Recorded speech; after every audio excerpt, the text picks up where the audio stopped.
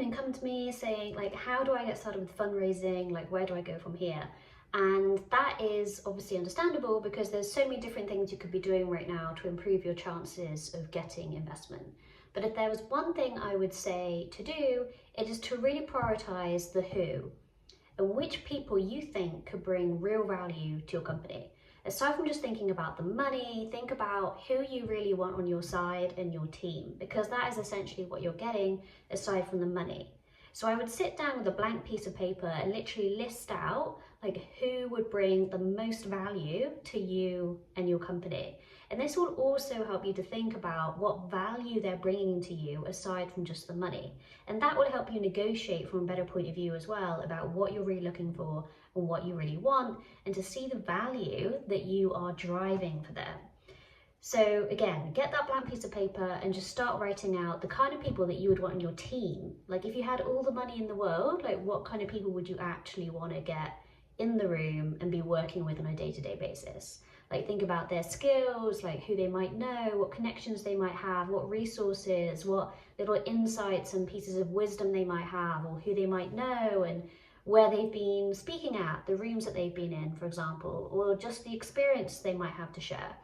Think about those things and really spend a few minutes going deep in terms of like who you would enjoy working with every day. What kind of atmosphere would they create with you? What would you be learning from them? Like ask yourself these questions and actually think about the who before the how. Once you come up with that list, you can actually start, searching through your existing connections on LinkedIn or looking at people you might want to reach out to and prioritize just 5 core people that have those skills and things that you've already been thinking about, as well as potentially having money to invest. And that's where you start from in terms of the 5 people you want to reach out to and have a conversation about raising investment.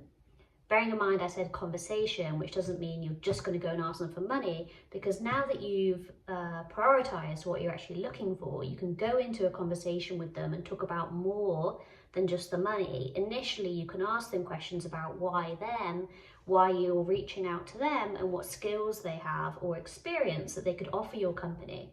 And this helps people feel valued for more than just the money, and actually that you've thought about why specifically them and not someone else.